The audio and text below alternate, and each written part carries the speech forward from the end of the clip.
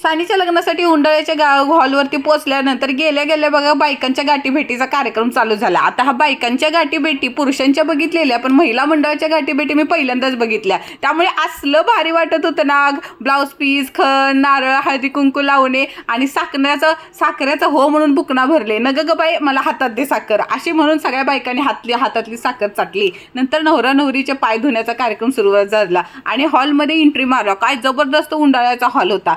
या नवरीला पळवत पळवत घरनंच तयार करून आणलेलं होतं. कारण का आजच्या दिवशी 11 वाजताचा ना आपल्या साखरपुड्याचा मुहूर्त होता, 2 वाजताचा हळदीचा मुहूर्त होता आणि 3 वाजताचा आपला 3:15चा लग्नाचा म्हणजे तांदळाचा मुहूर्त होता. त्यामुळे नवरीबाईला घरनंच एकदम झागूर मागूर तयार करून आणलेलं. साडी आमची हिरव्या साडीमध्ये एकदम जबरदस्त दिसत होती. साडी पण भारी होती आणि साडी पण भारी होती, म्हणजे दोघी पण भारी होत्या. तिथं ह्याच्यावरती उभा राहायला जागा नव्हती स्टेजवरती, म्हणून खाली येऊन निवांतपणे हवेला बसलो.